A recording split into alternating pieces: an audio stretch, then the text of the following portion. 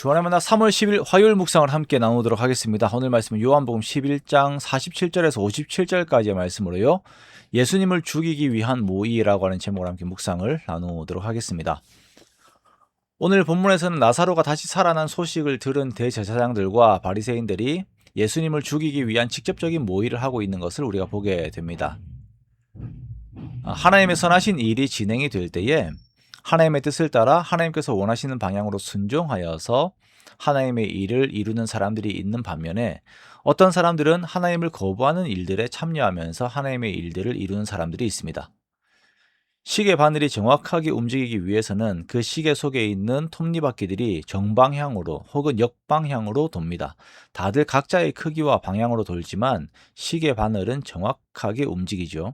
그런 것처럼 하나님께서는 하나님의 때에 하나님의 선하신 일들을 이루시기 위하여서 다양한 사건들과 사람들의 일들을 허용하십니다. 자, 문제는 이 일에 사용된 악한 자들입니다. 어떤 사람들은 가롯 유다를 해석하면서 가룟 유다가 악함 속에 있었지만 하나님의 일을 이루는 데 쓰임을 받았기 때문에 그의 공로를 인정할 수 있다라고 이야기를 하기도 합니다. 그런데 이렇게 해석이 된다면 오늘 본문에 나오는 예수님을 죽이려 하는 대제사장들과 바리새인들도 하나님의 선을 이루는데 함께했다는 명목 아래에서 그들의 공로를 인정받아야 한다라고 하는 결론이 나오게 되지요.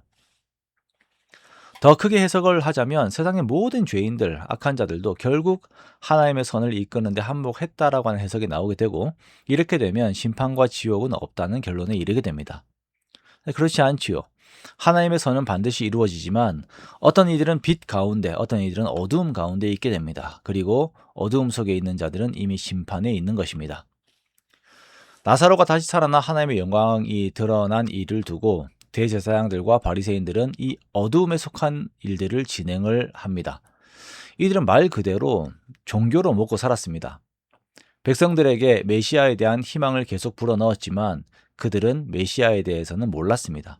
이 교리는 단순히 그들의 삶을 유지하게 해주고 배부르게 해주는 수단에 불과했습니다.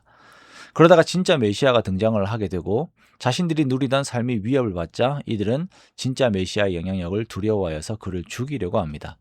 이렇게 의논을 하고 있을 때에 그 해의 대제사장인 가야바가 발언을 합니다. 한 사람이 백성을 위하여 죽어 온 민족이 망하지 않게 되는 것이 너희에게 유익한 줄을 생각하지 않는도다 라고 말을 하지요. 즉 예수님을 죽여서 자신들과 같은 다른 자들이 유익을 얻자라고 주장을 하는 내용입니다.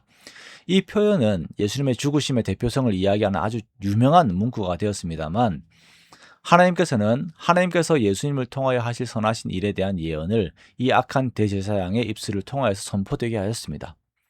그 선하신 일이라고 하는 것은 51절의 말씀처럼 예수님께서 그 민족을 위하여 죽으시고 이스라엘 민족뿐 아니라 모든 흩어진 하나님의 자녀를 모아 하나가 되게 하시기 위하여서 죽으시게 하신다라고 하는 그 내용을 말하는 것입니다.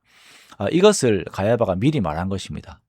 가야바가 그 해의 대제사장이었기 때문에 그의 입술에서 하나님의 계획하신 일이 말씀이 나오게 하신 것이죠. 자, 그렇다고 대제사장 가야바가 선한 자가 됩니까? 절대 그렇지 않습니다. 그는 예수님을 죽이는 자가 됩니다. 자, 이때부터 대제사장들과 바리새인들은 예수님을 죽이기 위하여 계속 모의합니다. 6월절이 가까워지고 있고 사람들이 자기를 정결하게 하기 위하여 시골들에서 예루살렘으로 올라갑니다.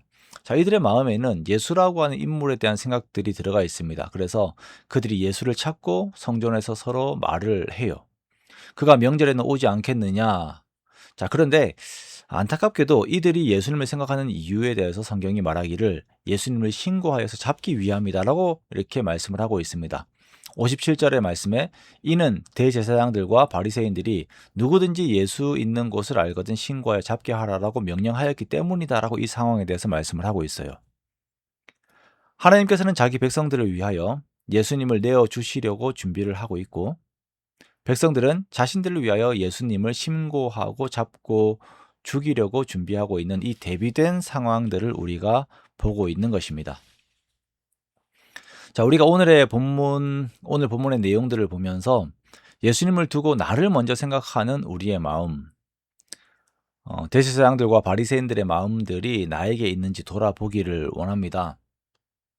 하나님께서는 우리들을 사랑하셔서 자기 아들을 내어 주시는 일을 생각하시고 그 일을 이루셨는데 우리는 여전히 예수님으로 나의 유익만을 생각하고 있는 것은 아닌지 함께 돌아보아야 할 것입니다.